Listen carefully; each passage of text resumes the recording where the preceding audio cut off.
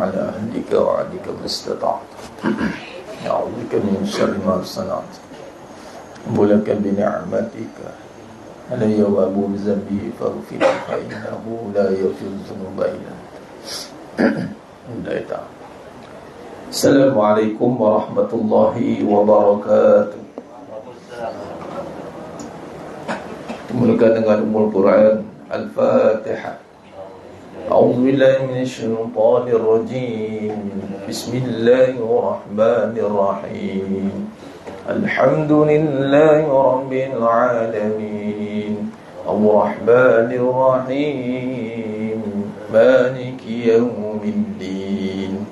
Iyyaka na'budu wa iyyaka nasta'in. اهدنا الصراط المستقيم صراط الذين أنعمت عليهم غير المغضوب عليهم ولا الضالين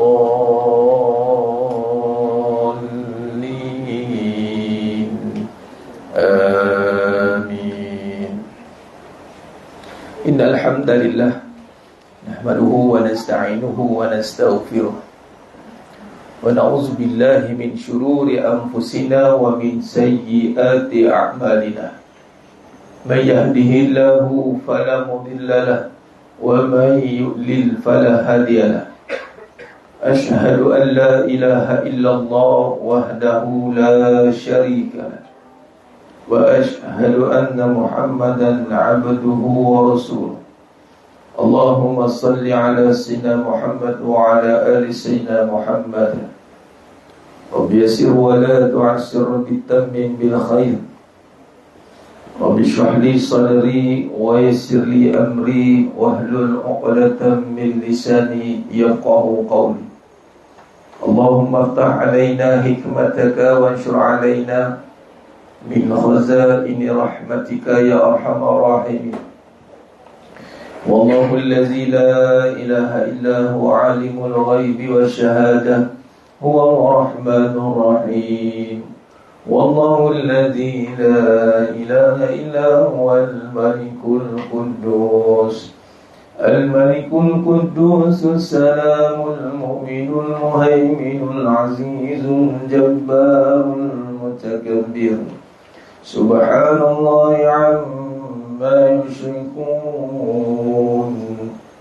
هو الله الخالق البارئ المصور له الأسماء الحسنى يسبح له ما في السماوات والأرض وهو العزيز الحكيم. ولا حول ولا قوة إلا بالله العلي العظيم. ولا منجا من الله إلا إليه. أما بعد. أيها المؤمنون اتقوا الله.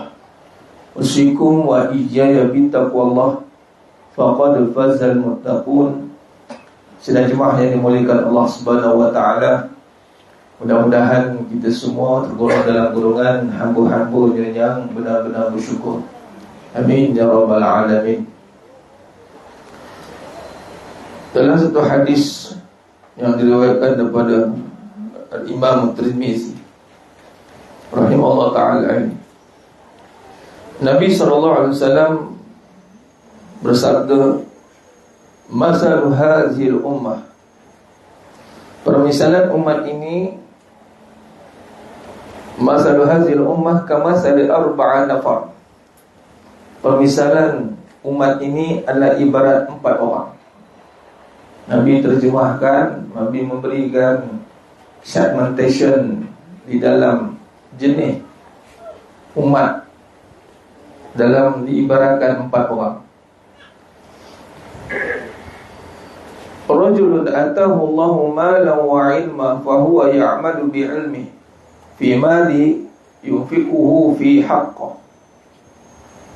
Yang pertama, seseorang yang Allah anugerahkan harta dan ilmu, lalu ia mengamalkan ilmunya dengan menginfakkan hartanya di jalan Allah. Itu golongan yang pertama, Ni kedudukan yang BBBI.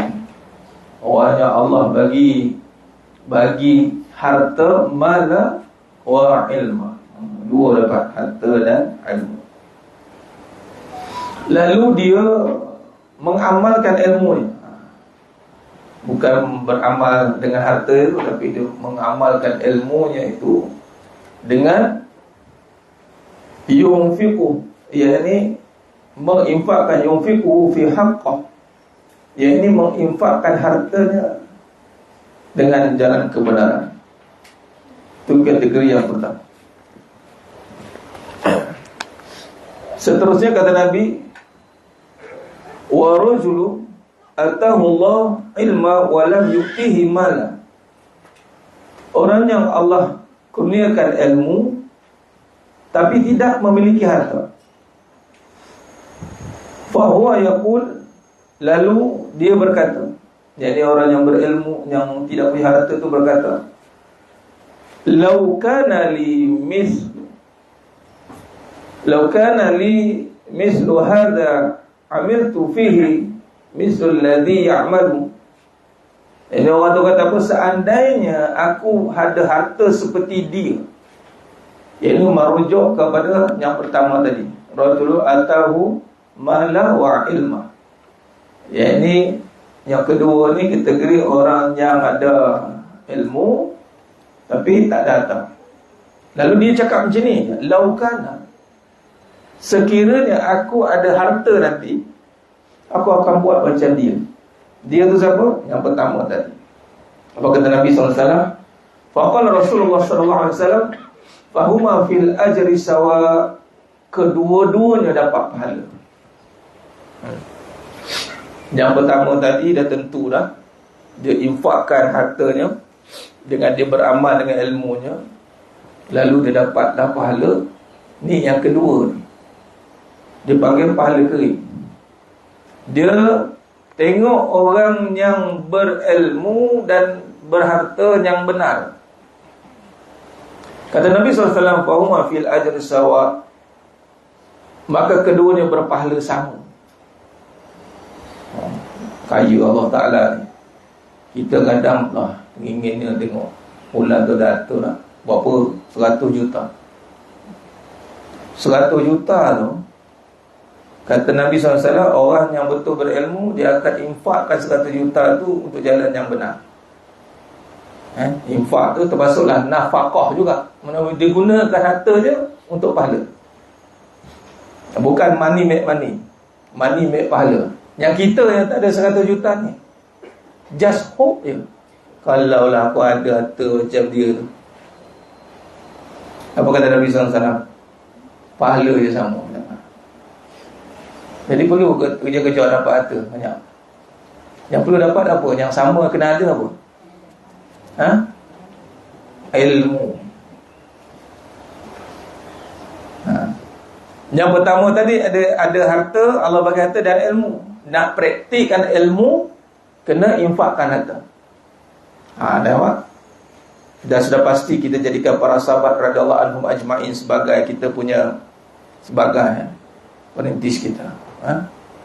Kita tengok nak jadi macam Sayyidina Osman bin Affan radhiyallahu anhu sebagai contoh. Kalau ikut hadis Nabi ni, kalau kita dream kepada orang yang baik macam tu, kita dapat pahala sama. Nampak tak? Dan ilmu ni ada pada dua-dua. Orang yang berilmu, tapi kalau benar berilmu, dia akan melihat orang yang dia suka kepada orang yang menginfakkan harta ke jalan Allah. Dia tengok harta ni memang diguna untuk jalan Allah. Memang tujuan harta untuk pahala, tak ada lain sebenarnya. Itu golongan yang pertama dan kedua. Tapi ada golongan yang ketiga, yang keempat, yang bahaya. Yang apabila dia, mana kata Nabi SAW, wa rajulu atahu Allah mala wa lam yu'tihi ilma. Golongan yang ketiga, orang yang Allah bagi harta tapi tak ada ilmu. Ramai tak? Ramai. Malah dia nak harta dulu baru ilmu. Malah dia nak ilmu untuk harta. Sama. Pusing-pusing atas bawah, kiri kanan depan belakang, harta juga. Maka Allah bagi dia. Ingat, Allah bagi. Di sini kita perhatikan Nabi gunakan perkataan Allah atahullah, Allah anugerahkan. Allah anugerahkan harta. Sebab tu harta ni, ilmu apatah lagi, adalah anugerah. Ada orang cari tapi tak dianugerahkan. Apa yang kita dapat adalah penganugerahan. Maka yang ketiga ni, mala walam yu'tihi ilma fahuwa, dan dia yakhbatu fil mali yunfiquhu fi ghairi haqqi. Yakni yang ketiga ini, orang yang Allah anugerahkan harta tapi tidak dikurniakan ilmu. Apa ciri dia? Ia membelanjakan hartanya tidak sebagaimana semestinya. Maknanya dia belanja kod apa? Ikut mampu lah. Dah dia mampu, Ustaz, nak buat majlis bunga-bunga penuh satu dewan, dah dia ada duit, lantaklah dia jealous lah tu. Dah dia ada duit, perkataan dia, dah dia ada duit. Kau pandailah dia tak ambil duit kita pun, bukan dia pakai duit kita. Tu berat lagi. Ada dia minta duit kat kau. Dia cakap macam tu. Tapi kaedah dia belanja ni maksudnya tak ada ilmu. Apa maksud tak ada ilmu? Dia buat apa yang dia suka lah. Kalau tak ada ilmu, dia tak buat apa ikut dia suka. Dan dia takkan suka-suka. Dia akan buat apa yang ikut pahala. Pahala lead dia. Ni ada pahala tak ni? Ada. Kalau ada pahala, tak payah kira, cakap je. Cakap berapa? Macam itu. Kita nak pakai 1 juta, 2 juta saya letak. Macam tu. Kenapa? It's a good investment. Tapi kalau kita ni ada pahala tak? Wallahu a'lam. Wallahu a'lam tak apa. 1 sen pun saya bagi. Patutnya clear cut. Sebab tu dalam bab harta ni, it's no limitation. Terutama bagi yang terlibat dalam trading contoh. Tak ada had untuk meletakkan harga pada satu barang. Bubuh lah. Satu barang ni berapa orang tak harga? Modal dia dah RM20. Dia jual RM200. Lepas tu dia claim lah macam-macam. Itu ini. Okey. Nanti kamu jawab dengan Allah. Kenapa kamu perlukan RM200? For what? For what purpose? Adakah purpose itu make sure you ada pahala? Macam mana nak tahu, Ustaz? Kena ada ilmu lah. Orang yang berilmu pasti boleh membezakan dosa pahala. Kalaulah dia tak sure bahawa harta dia ini dosa ke pahala, macam mana kita nak jawab hisab dengan Allah Ta'ala? Try. Bukan kita kata untung rugi ni, berapa duit dapat? Kita kena ajar diri kita, anak kita, berapa pahala dapat ni. Macam mana nak kira pahala? Ada tak CP kira pahala? Ada ke tak ada? Apa dah tak ada? Ada. 1 kebaikan 10. Kita ambil minimum investment. Kita bawa RM10, tanya anak kita, untung berapa ini lagi? Dia pun keluar duit RM10 darat dengan 10. 100. Apa 100? 100 gandaan pahala. Bagus. Bukan berapa untung? RM20. Lemah. Lemah tu. Lemah. Ni pahala ke dosa ni? Nampak? Kita jarang nak jadikan dosa pahala sebagai kita punya metod perbincangan kita, indikator dalam menentukan sesuatu perkara. Kita perasan baik kan, dia sebut pahala macam baik sangat pula. Perasan kamu ni. Itu nama perasan baik. Kita sebut dosa pahala bukan sebab kita baik, tetapi itulah KPI kita, itulah SOP kita. Dan di sini Nabi kata ada orang yang ketiga, dia ada harta tapi dia akan belanja kok suka. Saya tak belanja kok suka, saya plan, saya manage my financial, we have our strategy. Strategi awak pun ikut suka awak lah sebenarnya, bukan ikut apa yang Allah suka. Ada satu tu dia kata apa? Kita buat apa yang Allah suka, Allah akan bagi apa yang kita suka. Kita kita pun dengan semangat. Betul tak? Tak habis lagi cakap tu. Kita buat apa yang Allah suka, tinggal apa yang Allah murka. Oh, betul. Ini kita akan buat apa yang Allah suka, Allah akan bagi apa kita suka. Nanti dulu tinggalkan apa yang Allah murka. Allah murka apabila kita melebihkan dunia. Adakah perancangan kita itu menunjukkan ataupun kecenderungan kita itu kepada cinta akhirat? Kita kalau suka pada satu benda tu, kita akan invest more pada perkara tu. Betul tak? Kita kena dapatkan perhatian Allah. Tapi ini golongan yang ketiga. Golongan yang keempat terakhir, ni malang lagi yang keempat ni. Lagi malang. Kata Nabi SAW, Rajulun lam yu'tihi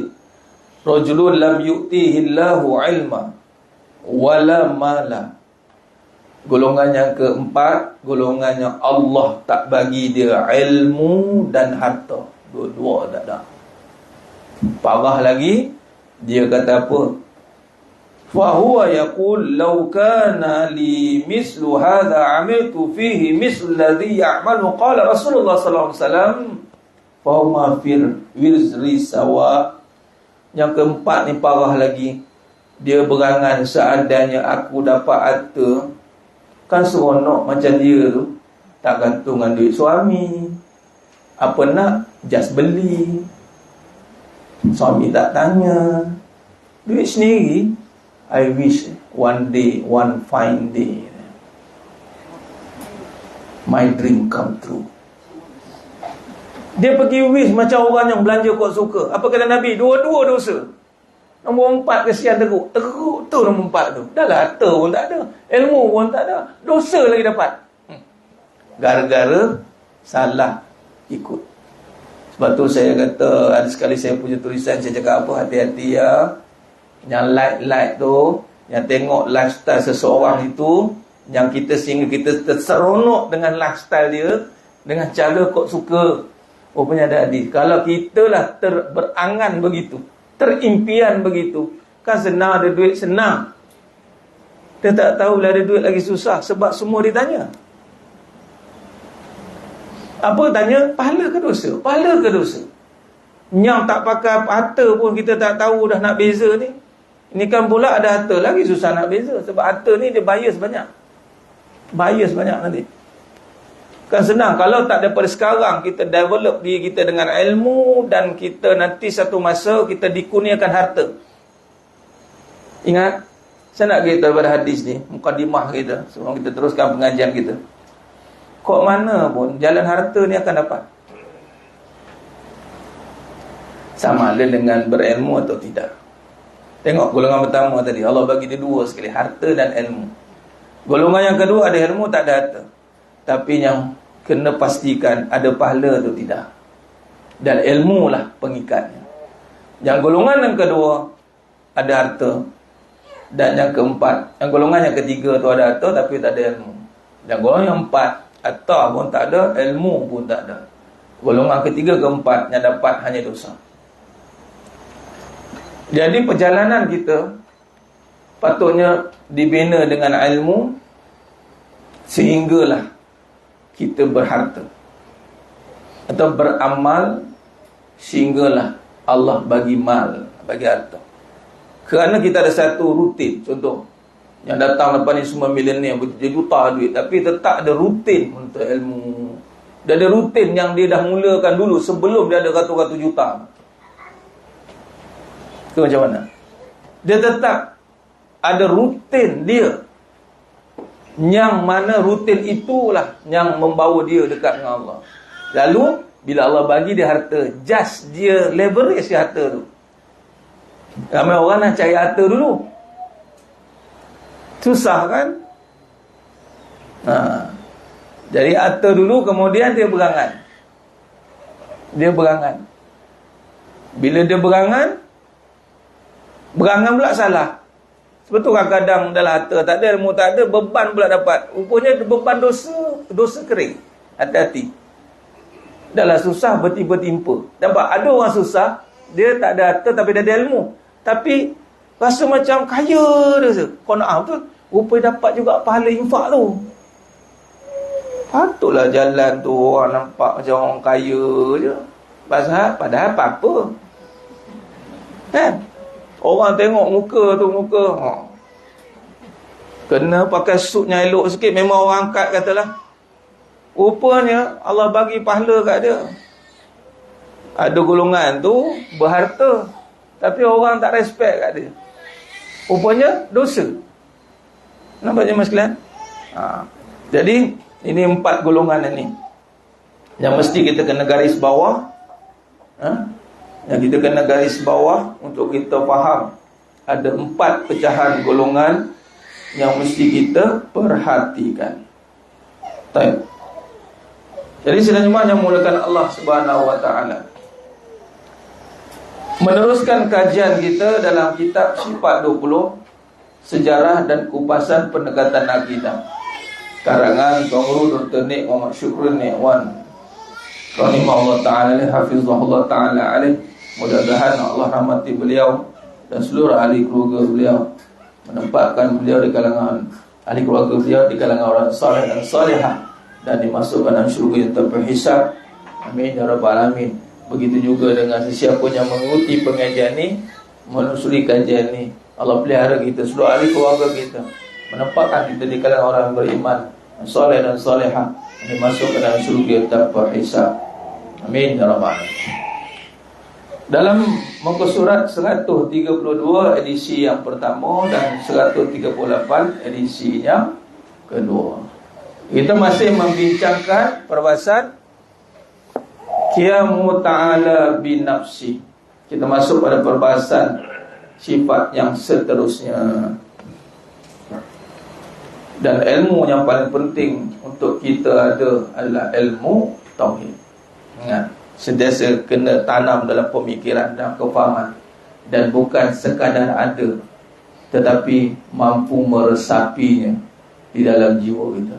Yakni dalam kita mendalami tentang Allah SWT, bukan sekadar mahir berkata-kata, ulang perkataan yang sama, tetapi tidak punya rasa yang ada dalam jiwa. Kita nak sampai meresap. Dan dalam perbahasan yang dibawakan oleh Tuan Guru dalam mensyarahkan setiap sifat yang ada ini, saya melihat kupasan dan penterjemahan yang diberikan, apatah lagi bersandarkan dengan rujukan kitab Ummul Barahin ini, dan syarah yang berkaitan dengan Ummul Barahin, membawakan perbahasan kalam-kalam ulama yang muktabar. Ini membawakan satu lagi jalan untuk Allah pilih kita nak lebih faham. Kadang-kadang kupasan tu ringkas saja setengah tu. Yang ini kalau kita lihat dibawakan dengan kajian karya-karya akidah, terutama dalam perbahasan sifat yang keempat ni, qiyamu ta'ala binafsi. Kalau kita lihat yang sebelum ini kita telah pun membahaskan perbahasan tentang mukhalafatu ta'ala lil hawadis. Dan di sini kita boleh buat rujukan, tengok balik yang mana dalil-dalil yang dibawakan, kupasan-kupasan yang dibawakan, yang mana merujuk kepada perbahasan ulama muktabar, membawakan satu permata kepada kita yang sangat bernilai.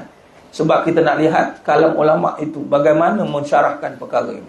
Itu yang jadi dia menguatkan, mentaukidkan lagi. Nak memantapkan agar kefahaman kita ni biar sejahtera, benar.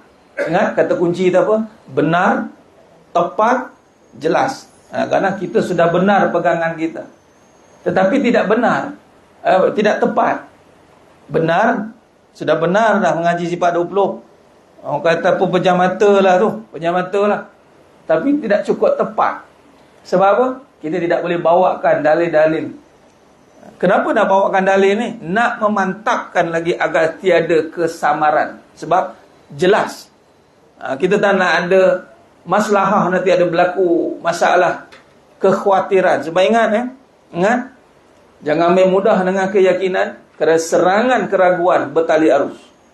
Takkan berhenti jemaah sekalian. Serangan keraguan ini akan bertubi-tubi menyerang hati kita, sehinggalah tercetus saja satu sangkaan buruk pada Allah. cukup, maka akan rosaklah amalan kita nanti. Syak. Jadi kita nak pastikan tu. Maka sebab itu kalau kita lihat dalam perbahasannya ini, qiyamuhu ta'ala binafsi, jadi sifat kelima. Kalau ikut saya sebut nombor 4 tu, kedudukan untuk dalam salbiah. Kalau digabungkan dengan nafsiah, kita dah masuk yang kelima. Kedudukan sifat yang kelima, yakni qiyamuhu ta'ala binafsi. Sebelum syarah panjang sikit, saya teringat satu kisah. Dah lama lah ni. Ini ada satu kumpulan ni, orang perempuan. Dia buat ni cerita lama, 5 tahun, 6 tahun depan. Saya terbaca satu flyers tu. Dia buat apa? Nak membina wanita, ayat lebih kurang, yang berdikari sendiri. Kan wanita berdikari sendiri kan kena macam tu sekarang kan. Wanita nowadays ni kan, jangan harap duit suami atau suami tak boleh harap. Itu je. Dia salah satulah. Jangan harap duit suami atau jangan harap suami atau suami tak boleh harap. Qiyamuhu binafsi, dia punya inspirasi qiyamuhu binafsi. Sebagaimana Allah berdiri sendiri.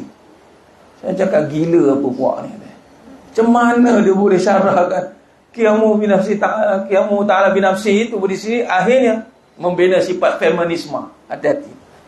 Salah syarah tu, memang dia kata memang takkan faham lah. Hati-hati.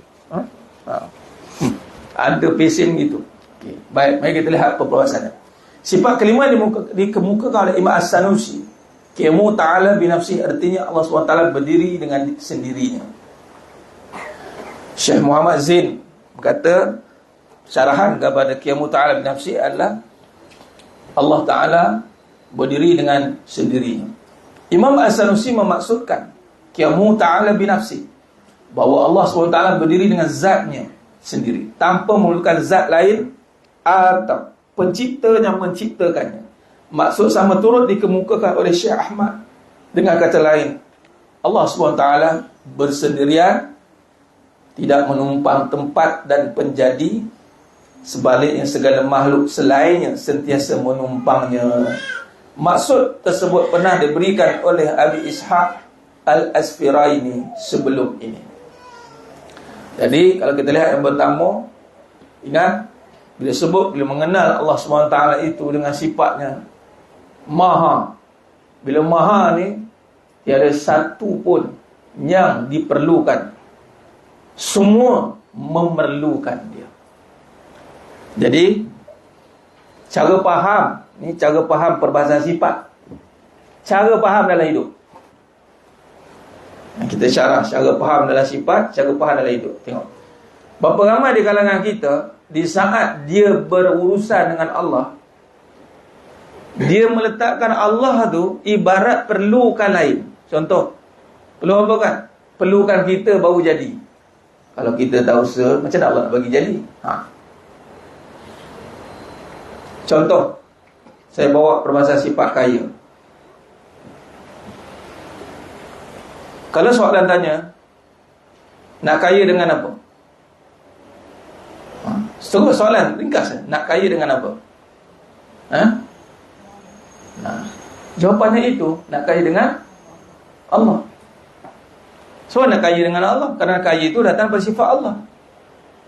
Dan Allah perlukan kepahaman sebagaimana kita yang mana kaya yang kita masukkan perlukan pada harta, kena masa, kena usaha. Kalau Allah nak jadikan seorang tu kaya, perlu ke kepada harta, masa, usaha tadi? Tak perlu. Kita hanya meminta kepada Allah Ta'ala yang Maha Kaya tanpa perlu memikirkan ada perkara yang perlukan untuk Allah jadikan baru dapat kat kita. Faham? Bila berurusan dengan sifat Allah, pastikan tak ada perantara padanya.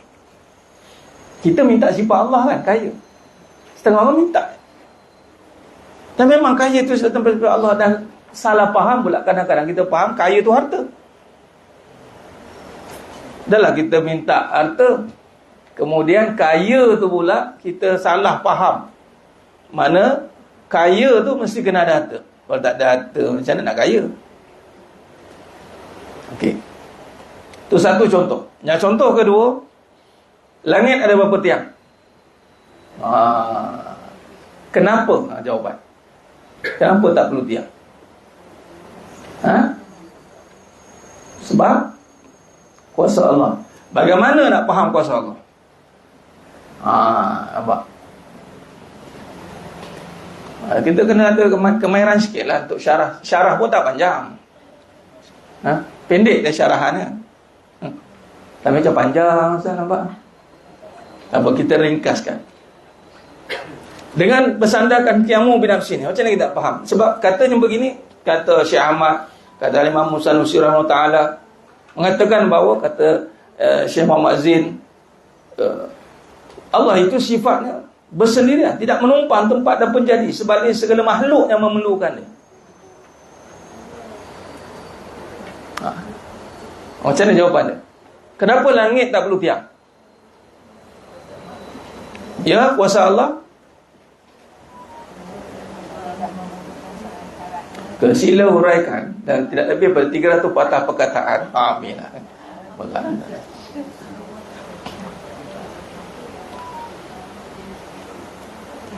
Kaitkan dengan sifat. Macam mana cara bahas? Ini kata dipanggil hikmah ni. Kita kait, Allah tidak memerlukan makhluk. Kerana Allah itu sifatnya berdiri sendiri, zatnya bersendirian, tanpa perlukan kepada pencipta dan ciptaan. Kerana Allah adalah pencipta dan pemilik sifat. Kalau nak jawab secara nampak intelijen sikit, kenapa perlukan tiang? Apakah sifatnya daripada tiang yang kita perlukan? Apa fungsi tiang? Kita syarahkan. Apa fungsi tiang? Menahan apa saja binaan yang berada di atasnya, ataupun menahan. Apa yang kita perlu pada menahan itu? Sifat apa yang ada pada menahan itu? Kuat. Nampak? Ingat, senang kan ngaji Allah. Nak dapatkan faham sifat kuat tu. Makna tiang itu, yang kita perlukan pada tiang, nampak berbeza. Jadi kita nampak beza dia. Langit bumi terus. Tiang untuk menahan bumbung, menahan siling. Kita perlukan tiang sebab kita nak apa pada tiang? Kita nak kuat. Tadi tiang tu dah sifat, peranan tiang itu adalah menahan. Apa yang penting pada menahan tu? Sifat kuat. Arti kata lain, kita perlukan kuat. Kuat itu adakah semestinya kayu? Tidak. Boleh jadi tiang besi? Boleh jadi tiang plastik? Boleh jadi tak ada tiang? Kenapa boleh? Sebab nak sifat kuat. Kuat tadi menahan kan? Adakah ada tidak konsep graviti? Ada satu jenis tu panjut kan, terjun yang pegang tali tu kan. Jenis yang orang tak ada kerja tu kan. Orang Islam jangan buat kerja-kerja macam itu lah. Dia panggil lara. Kalau tak putus, kalau putus tu mati katak. Buat kerja tak patut-patut. Memang kita tak payah nak test keberanian lompat-lompat tu, tak payah. Cukup berhujah dengan isteri je. Wah, abang, sila nyatakan kenapa abang buat begini. Okey, cukup. Tak payah lompat-lompat bumbung, lompat-lompat tu tak payah. Jadi balik dia panjut ni. Dia lompat, tak ada pakai tali. Ada sekarang. Bukan ni. Oh, dahsyat. Dia letak kutub 4 penjuru. Dan dia pakai baju ada magnet. Kan kutub selatan dengan selatan, kalau sama kutub utara dengan utara, kalau bertambah kan dia menentang. Jadi bila dia jatuh tu dia terapung. Jadi menahan itu adalah gelombang tadi. Jadi kenapa saya tanya, boleh tak jadikan tiang untuk kayu ke, besi ke, plastik ke? Tak kisahlah apa pun wasilah, yang penting kita nak kuat. Soalan seterusnya, adakah kuat itu sifat tiang? Tidak. Adakah kuat itu sifat besi? Adakah kuat itu sifat plastik? Tidak. Kenapa? Sebelum jawab sifat Allah, kenapa? Kerana ianya perlukan komposisi, ayatnya, untuk disatukan chemical reaction, bukan sifat yang asal. Nampak tak? Sebab tu tengoklah Imam Sanusi rahimahullah ni siapa? Astronomi, matematik, orang yang intelektual, detailing, memang dahsyatnya, super dahsyatnya. Tiang itu dikuatkan oleh komposisi-komposisi, elemen-elemen yang ada di dalam pembentukan tiang itu. Amin. Jadi soalan, maka kuat itu didatangkan dari siapa? Barulah jawab Allah. Maknanya sifat kuat itu tidak ada pada makhluk, namun diterjemahkan pada makhluk dengan segala keperluan-keperluan tadi. Kita berhajat pada kuat, tapi hajat kita pada kuat perlukan syariat, perlukan syariat, perlukan benda, perlukan jasad, perlukan jisim, perlukan segala perkara itu untuk menzahirkan kuat. Okey, berbalik dengan sifat Allah Ta'ala tadi, yang tidak memerlukan, yang tidak bersandar pada mana-mana, yang ni tidak memerlukan zat lain. Tak formula dah, nampak? Yang pencipta, yang menciptakan, tidak menumpang, tidak bersandar. Jadi empunya sifat itu di saat mencipta langit, yang mana perlukan tiang, tetapi tiang tadi diperlukan oleh siapa? Makhluk. Tapi kalau pencipta kuat, pemilik sifat kuat, maka dia tidak berhajat kepada segala bentuk pun, cukup dengan kun fayakun. Jelas? Kenapa Allah perlukan tiang? Kerana sifat itu milik Allah. Nah, tu jawab dia. Kalau diringkaskan macam tu lah. Tadi tu bagilah panjang sikit, buat tengah-tengah sikit orang. Okey, barulah kita boleh mencerakinkan minda itu. Sebab memang Allah suruh kita berfikir, yatafakkarun. Dan ilmu kajian hakikat kehidupan memang suruh fikir.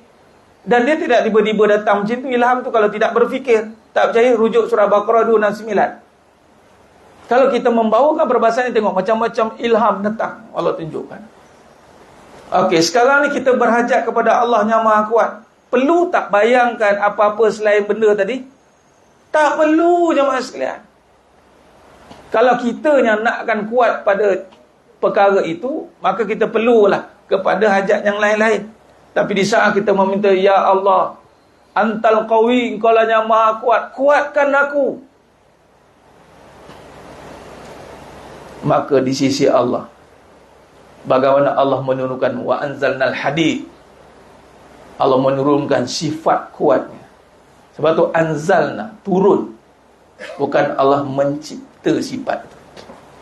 Kerana sifat itu dia bukan ciptaan. Sifat itu bukan ciptaan. Yang nampak ni ya ciptaan kayu. Sifat itu ada pemiliknya, kuat. Itu kalau kait pula dengan qadim, yang telah sedia. Nampak? Di situlah mana-mana golongannya ahlullah, Allah bagi yang kadang-kadang boleh mencari adat tu. Bayangkan kuat itu milik Allah. Dia minta kuat direct, tanpa perlukan tiang, tanpa perlukan tu. Jadi dia buat macam terkapung. Ui, terkapung.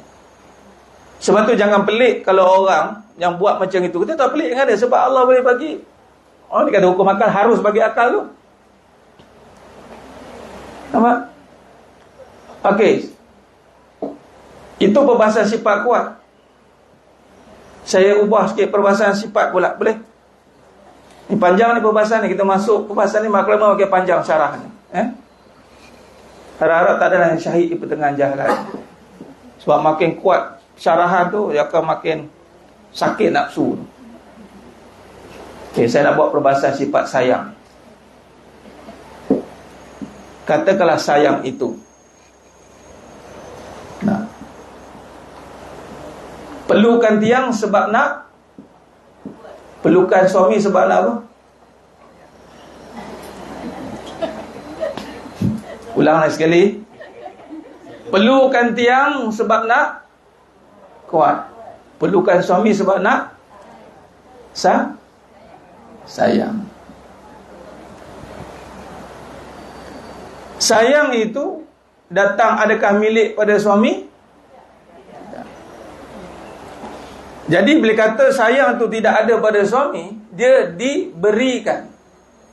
Maka ketika berhajat kita sayang itu hanya pada pemiliknya. Agak-agaklah perbahasan. Adakah perlu ada suami baru sayang?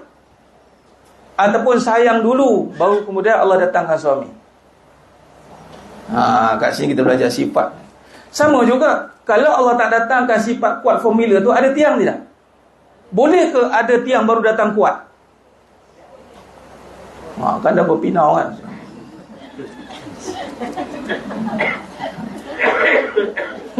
Ya, nak menurun. Sebab semua orang faham bahawa ada tiang ada kuat. Ada tiang ada kuat. Terbalik. Ada suami baru nak sayang tu jadi penagih kasih sayang tu. Itu jadi dia patut rumah tangga. Tapi tak jadi rumah tangga. Tangga tak ke mana. Dia terjun macam Piramli. Pam, terjun ke tingkap ni. Lebak jatuh. Jadi rumah sakit. Dah sakit. Bila dia nak sifat tak duduk pada jasad. Sifat itu tidak duduk pada jasad. Sifat itu bersendirian, independen. Malah boleh sebut independen, tengok, dah sedia ada. What you looking for what? You cari apa? Benda dah sedia ada atau you yang buta? Tu baru maksud faham tu. Bila sayang itu telah sedia ada, maka yang perlu kita faham di sini adalah meyakini kasih sayang itu. Membina. Sebab itu dalam perbahasan yang paling mudah nak faham, tadi tiang kan saya bawa perbahasan tiang kayu, tiang besi, tiang plastik. Nak kena ada perbahasan berbilang baru nampak. Akhir sekali kita konkludkan, adakah kuat itu milik tiang? Tidak. Sebab apa? Dekat kayu pun ada kuat, dekat plastik pun ada kuat, dekat apa ni pun ada kuat. Okey, maka kalau nak faham tentang sayang ni, sebab tu Allah datangkan ta'adud, poligami, berbilang-bilang. Kamu ingat sayang tu kamu seorang? Baru faham Ustaz. Kalau tak pada suami, isteri, pada anak-anak. Kenapa anak boleh ramai? Kerana sayang itu punya daripada satu sumber, lalu diterjemahkan sayang itu yang bersendirian. Sayang itu hanya Allah. Kalau kita bersumberkan sayang yang sedia ada, maka kita tidak akan jadi orang yang mengada-ngada. Dan kita pula bila nak berurusan dengan sifat itu, kita tak perlu mengada-ngada pula. Nak beli tu, nak beli ni, kita mengada-ngada. Konon-konon dengan kita menjaga si kita, bagi kereta, bagi rumah, bagi ada kasih sayang. Kita faham, dengan kita buat macam tu, kasih sayang baru ada. Walau kasih sayang ada dah. Sebelum ada semua ni. Sebelum ada kita pun. Sebelum ada suami. Sebelum ada isteri. Sebelum ada anak. Sebelum ada semua. Ada dah kasih sayang. Jadi, jangan buat sesuatu benda sebab nak kasih sayang. Jangan. Nanti isteri dapat trace. Yang abang buat ni mesti ada apa-apa ni. Ni abang nak kahwin lagi lah tu. Dulu jarang nak bagi-bagi ni. Nak bodek. Bahasa mudah, bodek. Nak mujuk. Habis Ustaz, langsung tak payah buat apa semua. Sama perbincangan macam tiang tadi. Kita berhajat kepada benda. Kita perlukan tiang. Kita perlukan suami. Mahukan kasih sayang. Tu pada kita perlukan isteri, mahukan kasih sayang. Kemahuan sayang itu letakkan kepada perkara yang mana kita jelas faham ini pada iman. Mahukan iman. Sebab tu sayang tu tak boleh tiba-tiba datang macam itu. Sebab kita yang perlukan. Kita makhluk. Tapi kita berurusan dengan Khalik. Bila berurusan dengan Khalik, jangan salah faham. Kerana Allah boleh bagi kasih sayang tanpa suami kamu berbuat apa-apa pun. Allah boleh bagi kasih sayang tanpa isteri kamu berbuat apa-apa pun. Ataupun tanpa kamu buat apa-apa pada isteri itu. Apa-apa ni maksudnya benda tadi. Ataupun diringkaskan perbahasan ini, disimpulkan adalah sayang tu ada dulu sebelum adanya makhluk. Kuat ada dulu sebelum adanya tiang. Nampak? Itu perbahasan yang perlu kita luruskan di sini. Sebab di sini sifat Allah kita belajar. Bila kaitkan kepada kuat, kepada sayang, kepada kaya. Begitu juga dengan perbincangan kaya. Kaya dulu baru ada harta, atau harta dulu baru kaya? Nah, kaya dulu. Jadi kaya itu adalah yang datang dengan keyakinan. Yakin kita kaya? Tak. Yakin Allah kaya. Yakinlah Allah yang sayang, maka dia akan memberikan kasih sayang kepada kita tanpa perlu kita buat benda-benda yang sebaliknya. Menagih perhatian makhluk, tak perlu. Buat sesuatu nak diperhatikan, salah. Nampak? Jadi makna kata di sini, ini nak bawa perbahasan qiyamu binafsi. Qiyamu ta'ala binafsi ini, kalau kita sandarkan sayang itu pada empunya sifat, kita jadi orang yang independen. Dan kita dah rasa dulu dah sebelum ada benda. Bila dah ada, habis tu Ustaz, ni salah faham. Hati-hati, salah hati-hati. Hati-hati. Ada orang kata kalau macam tu, saya tak perlukan suami lah, saya dah ada kasih sayang. Boleh jadi macam tu tak? Kan? Jawapannya pembohong. Itu tadi. Kalau macam tu tak makan nasi lah, saya dah kenyang. Dan kalau dia berpendapat begitu, percayalah dia sedang menghukum diri sendiri dengan perkara-perkara yang menyakitkan. Dan lagi sekali dia sibuk ke perkara-perkara yang nak mengisi kekosongan tadi. Kekosongan itu sepatutnya adalah apabila kasih sayang itu telah kita nampak ataupun kuat tadi, ataupun sifat apa yang kita faham dalam hidup ini, yang mana kita telah milikinya dengan pemberian pada Allah, lalu ada suami, kita menyayangi.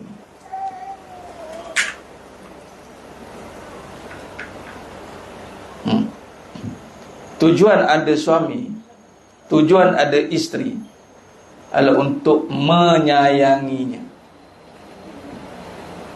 Setelah kasih sayang itu telah dimiliki. Kalau tak ada suami, ala kulli hal itu takdir. Tapi bukan bermaksud dia ketandusan kasih sayang. Tapi hari ini tengok, kalau kita tak selarikan dengan sifat Allah ni, berapa ramai orang menjadi yang mana penagih kasih sayang makhluk. Tak ada pun.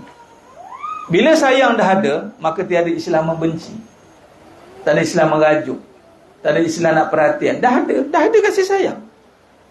Abang balik dah hari-hari, terus tak perlu. Tahu orang balik, tak jumpa jalan. Awak tahu tak saya kesunyian? Awak tahu tak? Kesian. Yang suami pula jenuh nak mengisi kesunyian tu, terkejar-kejar dia, dalam mati tengah jalan. Sana nak isi, sini nak isi. Dan sekali kering kontang tengah jalan. Hidup bukan untuk meminta, hidup untuk memberi. Kalau si isteri memberi, si suami memberi, di mana berkurang? Kalau masing-masing memberi, di mana berkurang? Kalau yang tiada, bagi pun tak jadi apa juga. Kan? Tengok contoh kita ada kasih sayang. Kita ingat bila kita beri kasih sayang itu kepada orang yang tak nak memberi kasih sayang, kerja dia nak nunggu kasih sayang, minta. Okey. Kawan ni dia bagi. Dia bagi bukan sebab isteri itu sayang, tapi kerana dia nak memberi kasih sayang. Ni saya buat suami isteri ni mudah faham. Ni ngaji tauhid ke ngaji kelam rumah tangga ni Ustaz? Tu kena faham. Rahman Rahim tak duduk kat situ, kena faham. Kan? Bila dia beri kasih sayang kerana menyayangi, walaupun keadaan itu sebaliknya isteri tidak memberi kembali, percayalah, dia buat macam mana pun isteri tetap tarik muka. Macam-macam apa anda buat tau. Awak nak apa lagi? Oh, apa marah. Lalu sekali, suami pun tak ada kasih sayang dah. High stress betul lah. Dia cakap nak apa? Ada transfer share harta semua 100% transfer lah. Macam kenal dia kan. Saya satu ada bahasa yang saya boleh bahasakan. Siapa nak dengar jumpa saya. Saya tak sampai hati nak bahasakan kat sini. Tapi kadang nak bahasakan juga. Bahasa je kan. Untuk pengajaran kan. Betapa murahnya nilai maruah. Sanggup memberi dirinya tapi tak sanggup memberi hartanya. Mana lagi mahal? Maruah diri ke harta? Tak nak berkongsi harta tapi dirinya berkongsi. Dia bagilah diri dekat suami dia kan. Bangga harta ni jangan usik, tapi diri dia dah diusik. Faham tak tu? Itu namanya ditipu hidup-hidup oleh nafsu. Isteri pula bagi kasih sayang kat suami. Sebab sayang. Sebab tu sayang tu bukan nak diminta. Nak ni. Wa ahsin kama ahsanallahu ilaih. Buat baiklah sebagaimana Allah buat baik kan. Sebab lala sekali orang yang tak ada kasih sayang, dia akan tersakiti sendiri. Selagi mana dia tidak memenuhi kasih sayang diri dia dengan kasih sayang Allah yang qiyamu binafsihi itu. Akhirnya cengek sebelah lah rumah tangga itu. Dia bagi sekali air masuk kat bekas bocor. Dan sekali tak ada apa lah. Tapi kekuatan yang memberi dia takkan rasa kurang lah. Sebab tu ada setengah tu dia boleh berapan dengan perangai isteri dia yang macam-macam tu. Setengah tu dia boleh berapan dengan suami yang macam-macam tu. Sebab apa? Dia ada kasih sayang. Bila dua-dua tak ada pula, habis parah. Dua-dua meminta kasih sayang. Makanya ada adalah koyak. Tarik sana, tarik sini, tarik sana, tarik sini, adalah koyak. Kalau masing-masing bawa polak kan, daripada instik menganga je kan. Contoh ni bukan apa contoh saya bagi. Maka penuhlah meja tu. Masing-masing bawa sikit, jadi banyak. Lepas tu sama-sama kita nikmati. Kan senang. Kalau masing-masing yang bawa, ambil, seorang ni ambil, sana ambil, datang-datang nak ambil. Dia datang kat dunia ni, dia nak ambil hak Allah. Ada ke? Tak ada mas sekalian. Dunia ni bukan untuk kita ambil, tinggal pun mati kan. Patutnya kat dunia ni kita nak memberi. Beri masa, beri kasih sayang, beri harta. Patutnya masing-masing nak memberi.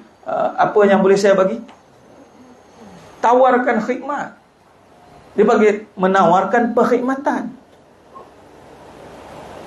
Kalau masing-masing faham sifatnya kita bergantung. Sebab apa? Saya kira dia tak yakin bahawa sifat itu berdiri sendiri. Itunya. Nampak? Kita nampak sayang tu dengan apa? Dengan jelah kalau tak pegang tangan. Macam mana nak sayang? Dia faham macam ni. Tengok orang tu. Sampai ke sudah tangan, kaki sekali dia pegang. Nampak? Parah betul. Jadi rumah dia ada rumah tangga tu pun jenis juga. Jadi sekolah pun ada juga. Kita boleh takrifkan rumah tangga dengan rumah sakit, rumah sihat. Rumah sakit lagi apa? Siapa ingat? Mula dia jadi sakit hati, rumah sakit. Kemudian dah lepas sakit tak dirawat, jadi rumah mayat. Matilah. Mayat pula masing-masing tak kuburkan, jadi rumah hantu. Berpuaka rumah tu, seorang mengilai, muka macam hantu, muka tu. Balik macam itu pandang. Mula sakit hati. Hati tu sakit sebab tak dapat sumber kasih sayang. Sakit hati tu. Dia nakkan perhatian, sakit hati dia. Dah lama sakit, mati. Mati hati dia. Mati pula tak bertanam, jadi hantu. So perangai macam hantu tu.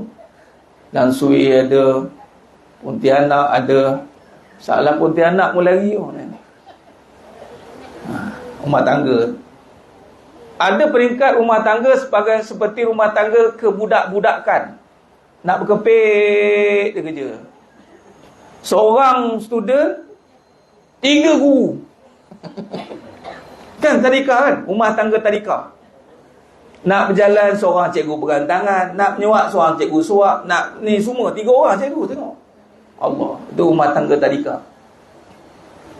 Naik sikit rumah tangga sekolah rendah. Bolehlah berkawan sikit. Dah mula masuk grup-grup kan, ada kawan sikit lah kan. Tapi masih lagi nakkan perhatian, tengok. Kena juga. Dia naik sikit, naik universiti. So menengah rendah tu sekali lah. Masuk universiti, ada mula nampak berdikari sikit lah. Universiti pula ada level pula tu. Sampai tahap PhD. Bila PhD ni, dia dah jadi buat research. Dia memberikan khidmat pada orang lain pula, rumah tangga. Dia pula serve orang. Rumah tangga yang memberikan khidmat kepada rumah tangga yang lain, khidmat.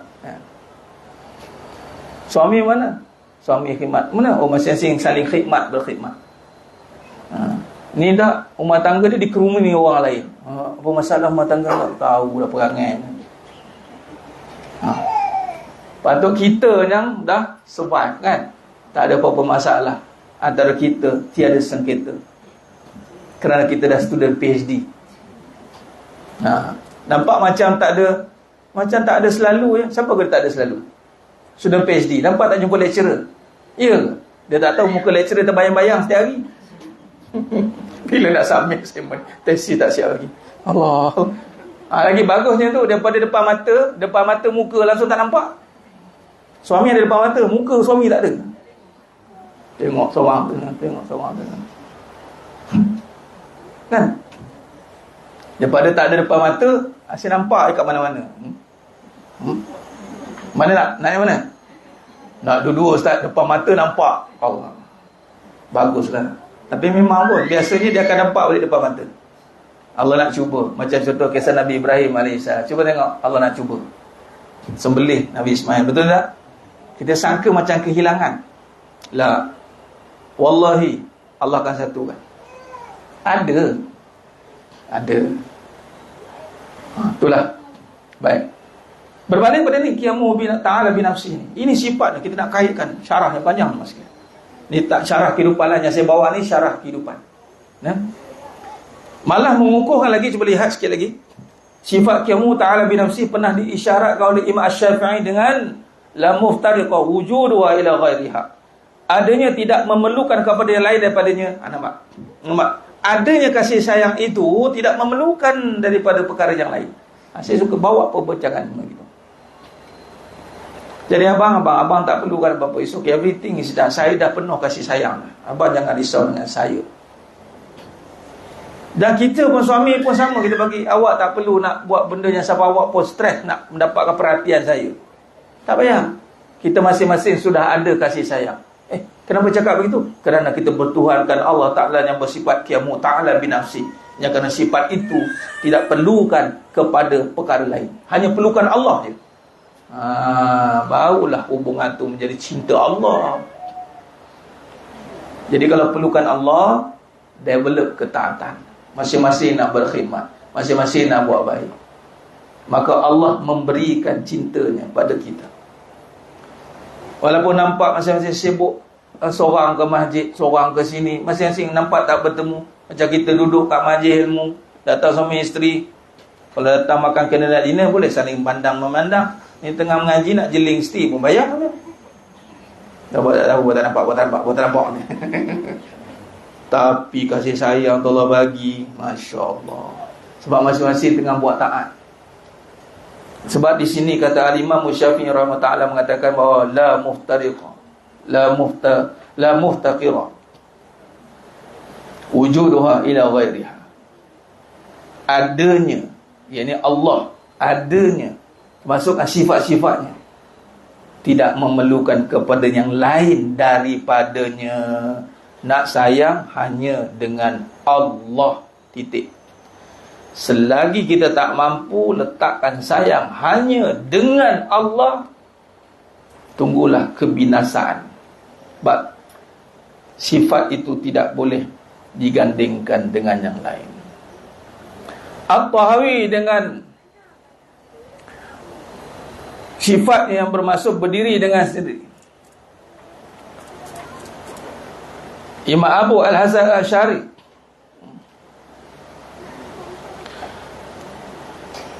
sama tak dengan edisi? Masih sama ke dengan edisi yang pertama? Rasa ada berbeza kan? Ada penambahan tu. Al-Tahawi, At-Tahawi tak ada. Betul tak? Saya sebut ni kan, Al-Imam Asy-Syafi'i ada tambah, At-Tahawi tak ada. Qayyum, dengan qayyum, berdiri dengan diri sendiri. Tambah. Lepas daripada la muhtaqira wujuduha ila ghairiha, itu yakni tidak memerlukan kepada yang lain daripadanya, tambahan Al-Tahawi dengan qayyum.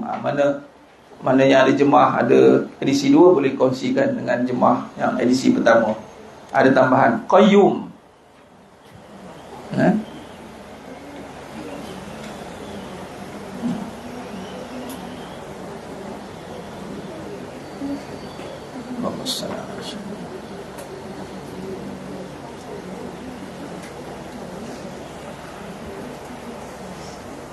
Boleh? Ada tambah okey. Dan Abu Hasan Al-Asy'ari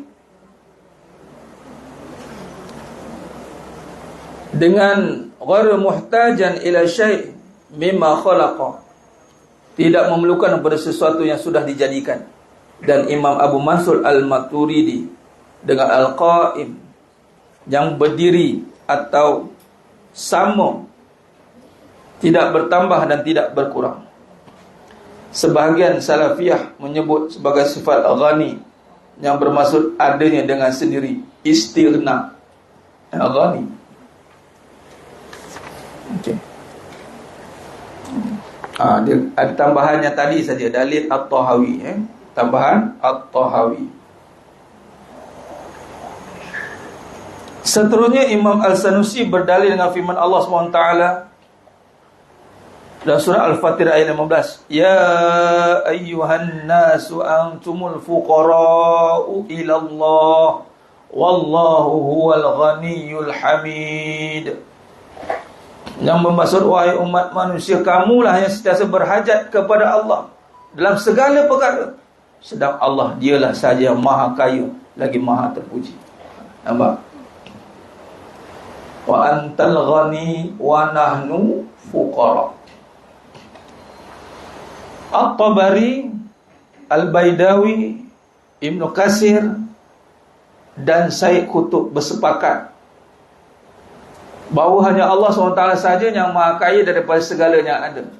Mengikut Al-Tabari, Allah SWT tidak memerlukan ibadat dan khidmat hamba kepadanya. Nampak? Imam Al-Tabari, Imam sekalian, bila sebut Al-Tabari, bila sebut Fi'ul Akbar, Imam Abu Hanifah, ini rujukan autentik, rujukan yang autentik, tafsir yang besar, yang mula-mula disyarahkan dengan lengkap, itu tafsir At-Tabari, Imam At-Tabari. Bila sebut At-Tabari, rujukan autentik, dan sama juga dengan rujukan Fi'ul Akbar Imam Abu Hanifah. Jadi dalam ini bawa kepada perbahasan mengikut At-Tabari. Allah SWT tidak memerlukan ibadat dan khidmat hamba kepadanya. Nampak? Kita ni ingat Allah perlukan solat kita, ibadat kita. La, masalah. Kalau kita tak buat, kita rugi. Kita lah rugi. Yang perlukan ibadat tu kita. Allah istighna. Allah bebas daripada perkara itu. Sebab tu bahasa mudah tadi bodek ni. Jangan ingat kita boleh bodek Allah. Bodek bahasa bodek kan. Ingat Allah perlukan. Dah. Kita yang perlukan ibadat tu dah kita tunjukkan dekat Allah. Tu benar, kita tunjuk Allah kita sedang melakukan. Supaya Allah lihat. Dan Allah Maha melihat perbuatan kita semua. Seterusnya Al-Baidawi berpendapat bahawa Allah Maha Kaya, pemberi nikmat ke atas segala yang ada. Selanjutnya Ibn Katsir membuat kesimpulan bahawa hanya Allah SWT yang Maha Kaya, tiada sesuatu pun yang menyekuti baginya. Dengan itu manusia perlu diperingatkan bahawa mereka amat berkehendak kepada Allah SWT. Allah SWT itu Maha Kaya dan sama sekali tidak memerlukan mereka. Taib. So lihat perkataan ini, kata Tuan Guru dalam mensyarahkan perkara ini.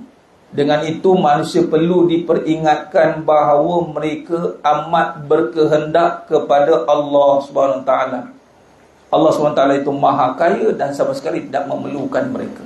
Ya Rabb, kita kena datang dengan satu sifat yang hauna, merendah diri. Ya Allah, kasih sayang ini hanya pada Engkau, tolonglah. Tuan-tuan, mas sekalian, kalau kita faham mengajar sifat ini, ya Allah, betapa bebasnya jiwa ini. Dan kita kena berharap sungguh-sungguh dengan Allah, sebabnya ada hanya pada Allah. Dan sifat itu tak perlukan kita. Kamu tak nak, sudah. Itu bahasa. Tak nak buat baik, sudah. Kamu tak nak berharap pada aku, kamu sengsara. Dan sifat tu hanya pada aku, dan aku tak perlukan kamu.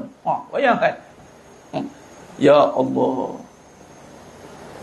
Jadi kadang-kadang kita minta kepada Allah kan, tak rasa tak perlukan Allah, kita perlukan harta, perlukan suami. Memang nampak perlu suami tu, tapi mahu tu pada makhluk. Sayang tadi kan. Padahal kita fokus saja.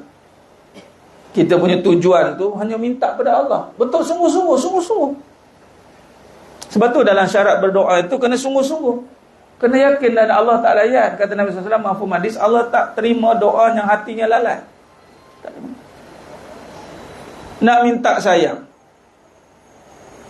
itu tak perlukan yang lain. Sebab tu kita nak kaya, minta ni pula kena yakin iman yang bahawasanya kaya itu tidak perlukan selain kita.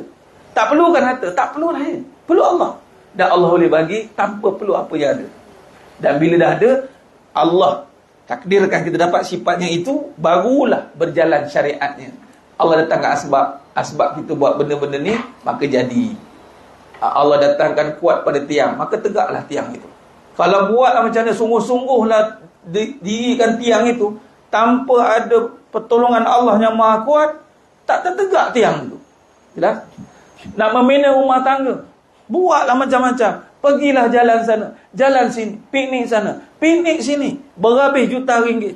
Nak dapatkan kasih sayang. Kalau Allah tak bagi, yang mana kasih sayang itu, tak perlukan pun kamu berdua yang sibuk bergaduh atas muka bumi aku ni. Kamu bukan perlukan aku, Allah kata. Nampak? Kamu hanya nak ambil hak aku, kemudian lupakan aku. Ambil cinta Allah, sibuk bercinta berdua. Tontek berdua. Kemudian sweet couple, konon-kononnya pasangan yang paling wedding of the year. Kita lepas tahu benda ni mas sekalian, kita tengok, ya Rabb, jangan kita jadi pengkhianat. Ambil cinta Allah, kemudian melupakan Allah. Jadi ini iman kepada sifat Allah. Bila kita berharapan berusaha sifat ya, memang hajat. Macam tadi kuliah subuh tadi saya kata apa? Namakan hajat kita yang tak perlukan sifat Allah. Namakan. Kita nak kaya, nak rezeki, nak kuat, nak kasih sayang Allah. Namakan selain itu yang tak ada kaitan dengan Allah. Tak boleh mas kan? Lemah kita, tak boleh. Sebab tu kata Allah Ta'ala surah Fatihah 15, ya ayuhan nas antumul fuqara. Kamu ni fakir. Daripada kita sibuk mencari benda yang tiada pada makhluk, sibukkan diri, tumpukan hati kita pada Allah Ta'ala dengan masing-masing membuat ketaatan. Buat kerja masing-masing. Kadang-kadang nak suami sayang, tapi mengamuk-ngamuk, marah-marah. Allah pun marah. Tak ada sayangnya. Nak isteri sayang, buat benda yang tak betul. Allah nampak kita membelakangkan isteri kita, buat zalim, buat anaya. Tak dapat. Kita akan kehilangan nanti. Tapi kalau masing-masing melakukan taat, khidmat, buat kerana Allah Ta'ala punya sifat itu, maka masing-masing akan diberikan. Sebagai contoh, macam mengaji ni, datang masing-masing, bukannya berborak dengan suami isteri, masing-masing buat. Tapi masing-masing buat ilmu, duduk, walaupun tak nampak bersamanya, tak macam orang yang cuba nak membina saya dengan saling duduk berhadap-hadapan, letak bunga di tengah-tengahnya, saling angin tiup bertiup, sepoi-sepoi bahasa, di atas satu bot yang indah berjalan, meredah samudera, sambil ada lagu yang indah, tapi tak ada sayang. Baik, buat seluruh perkara yang padanya mendapat kasih sayang. Maksud kata, nak buat macam tu pun boleh. Bukan tak ada, tak boleh. Tapi, adakah kita dapat kasih sayang Allah dengan buat cara macam itu? Itu soalan dia. Kita buat macam ni, kita dapat kasih sayang Allah tak? Dapat. Okey, kalau dapat, kita buat. Kalau kita buat macam ni, kamu bergaduh-gaduh macam ni, kamu tarik muka mencuka ni, macam tak tahu aku nak cakap. Contoh ni, sinetron, sinetron.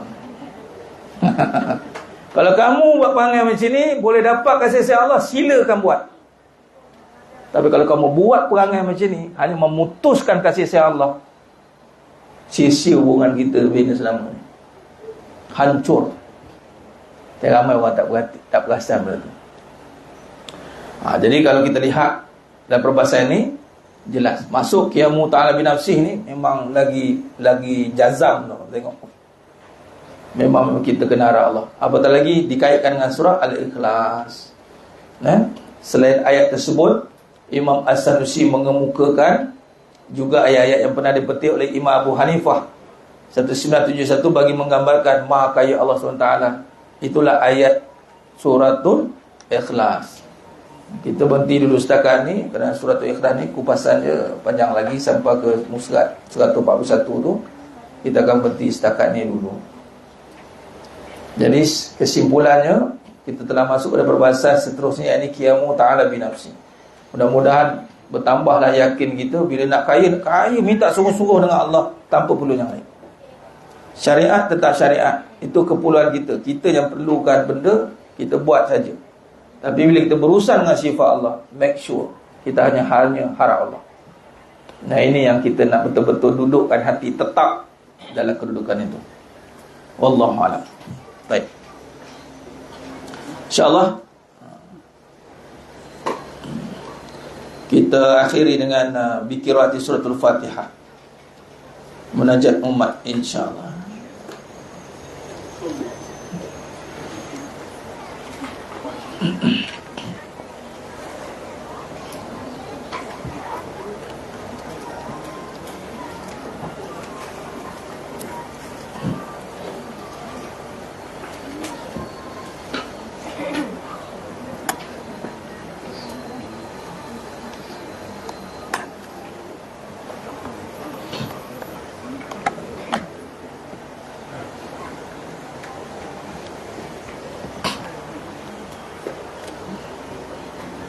Baik, jemaah yang mulia Allah Ta'ala, saya sekadar ulangan dan sekadar peringatan saja. Mana-mana yang mungkin terlepas perbahasan-perbahasan sebelum ini, boleh buat ulangan. Dan kita dah masuk ke siri yang ke-20 dah. Perbahasan kita ni siri yang ke-20. Dan mudah-mudahan kita ada pelapis untuk batch yang pertama ni yang berjaya khatamkan kitab ini. Dan insya-Allah dengan penganugerahan sijil sanad pengajian ni, dan saya cerita dah, doakanlah ia menjadi, doakan insya-Allah dalam majlis tu nanti, majlis penganugerahan tu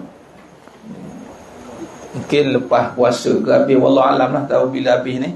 Tapi kita cuba habiskan awal, insya-Allah. Dan kita akan buat, mandangkan kita ada sahabat kita ni, jemaah juga yang ada laluan, mungkin saya akan libatkan dengan Tan Sri Aziz ke, CEO MAIS, pengurusi MAIS, untuk bersama dalam majlis tersebut dengan Mufti Selangor, insya-Allah, dengan Tuan Guru sendiri yang akan jadi penganugerahan. Nanti kita akan buat, sebab kita nak sifat 20 ini menjadi perbincangan yang diperkasakan kembali di akhir zaman. Apatah lagi setakat hari ini, tak tahulah kalau jemaah sekalian yang dah pernah jumpa sejarah kajian ni, kalau ada boleh bagi tahu saya. Ustaz, ada satu lagi kitab yang cerita sejarah sifat 20.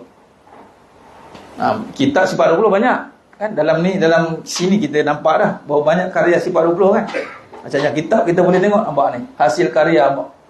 Macam-macam kitab kita boleh buka balik. Tapi yang mengumpulkan perbahasan sejarah, saya buat masa ni, saya melihat Tuan Guru telah berjaya melakukan. Dan saya harap ini menjadi batch yang pertama lah, yang mampu untuk mengikuti pengajian ini. Dan kita akan kembangkan insya-Allah seluas-luasnya, biar ramai lagi, terutama generasi muda, anak-anak kita semua, mereka kenal sejarah balik. Sejarah akidah yang menentukan jatuh bangun hidup seseorang itu. Baik, insya-Allah.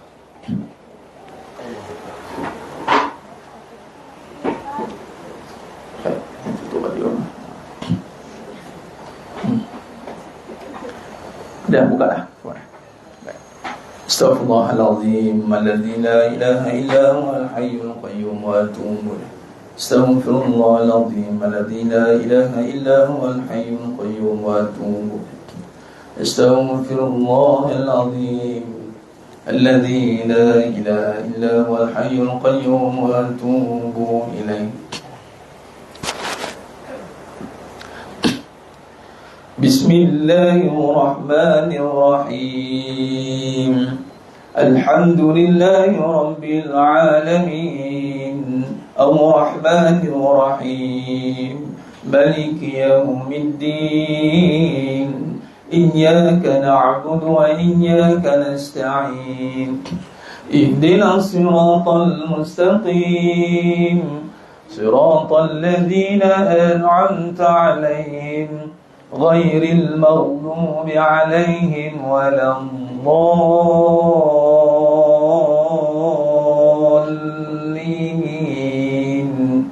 آمين. بسم الله الرحمن الرحيم. الحمد لله رب العالمين. الرحمن الرحيم. مالك يوم الدين. إياك نعبد وإياك نستعين. اهدنا الصراط المستقيم. صراط الذين أنعمت عليهم غير المغضوب عليهم ولا الضالين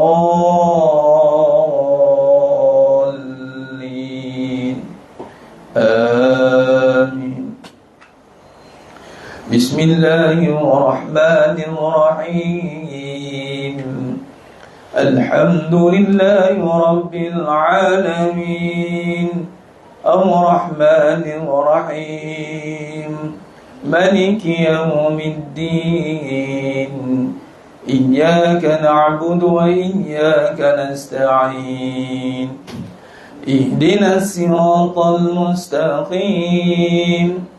صراط الذين أنعمت عليهم غير المغضوب عليهم ولا الضالين آمين. بسم الله الرحمن الرحيم. الحمد لله رب العالمين. الرحمن الرحيم. مالك يوم الدين. إياك نعبد وإياك نستعين.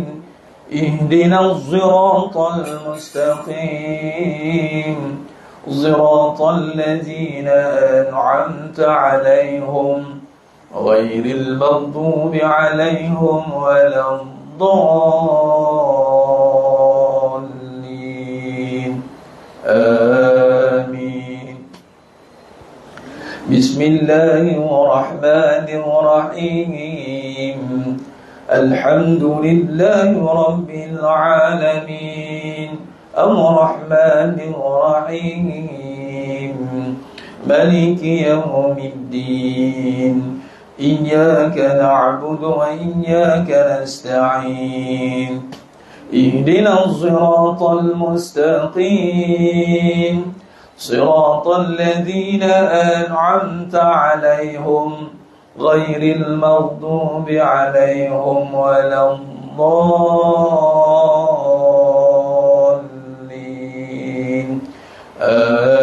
آمين.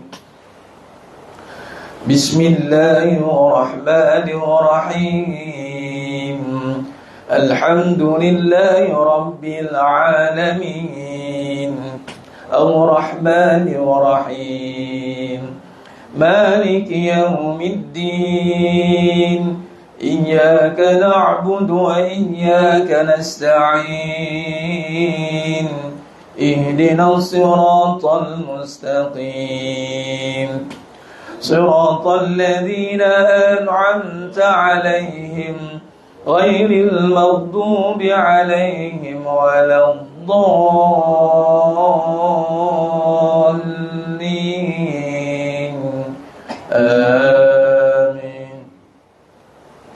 بسم الله الرحمن الرحيم الحمد لله رب العالمين الرحمن الرحيم مالك يوم الدين إياك نعبد وإياك نستعين اهدنا الصراط المستقيم صراط الذين أنعمت عليهم غير المغضوب عليهم ولا الضالين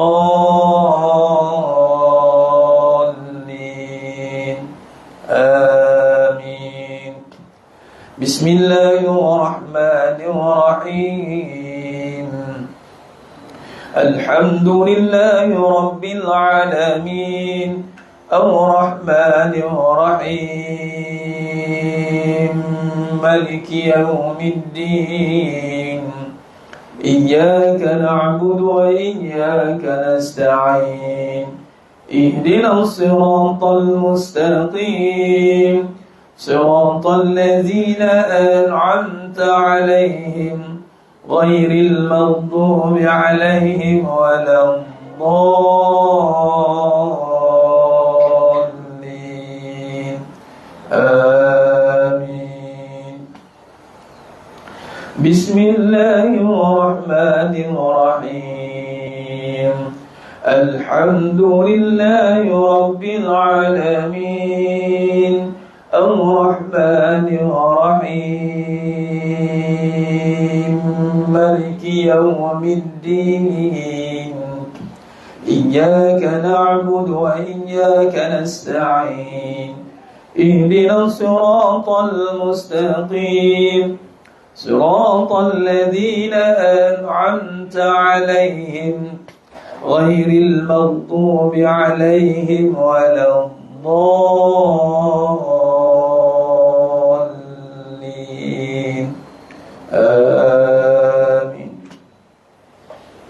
اللهم بالحق الفاتحة وبحق الذي جاء بالفاتحة وبحقك من أنزلت عليه الفاتحة نسألك أن يا الله في كل حاجة يا رب khususnya berseluruh umat Islam di dunia ya Allah, khususnya di Palestin, Gaza, wa Yaman, fi kulli makan wa fi kulli zaman ya Rahman Rahim. Nas'aluka an ya Allah fi kulli hajah ya Rabb, khususnya bersemua jemaahnya pada hari ini ya Allah, Kabulkan segala hajat kami dunia akhirat. Permudahkan segala urusan kami ya Allah, dunia akhirat ya Allah. Ya Allah. Nas'aluka an ya Allah fi kulli haja ya Rabb.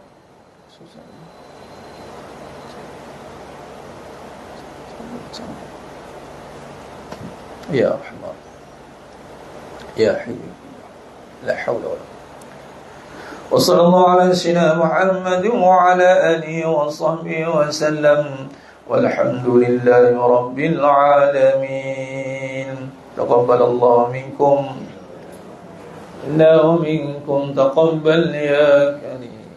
Alhamdulillah, syukur kepada Allah SWT dengan berakhirnya bacaan munajat umat dengan wasilah tawassul bil suratul Fatihah bi qiraati sab'a qiraat 14 riwayat. Mudah-mudahan Allah Ta'ala kabulkan segala hajat kita dunia akhirat. Amin ya rabbal alamin. Wallahu a'lam bishawab. Mohon maaf daripada saya ada kekurangan. Saya kata itu kurang bicara dalam penyampaian. Hanya Allah Ta'ala sajalah yang mampu menyempurnakan berbahasa kita pada hari yang penuh barakah ini, sehingga kita bertemu lagi pada siang akan datang insya-Allah. Aku qali hadza wa sallallahu alaihi wa lakum wa billahi taufiq wal hidayah. Assalamualaikum warahmatullahi wabarakatuh. Tangguh dengan tasbih kafarah dan suratul Asr. Subhanakallahumma wa bihamdika asyhadu an la ilaha illa anta astaghfiruka. Bismillahirrahmanirrahim. Wal 'asr. Innal insana fi khusr illa allazina amanu wa amilus salihati wa tawasaw bil haqqi wa tawasaw bis sabr. Wallahu a'lam bis-shawab. Takbir. Allah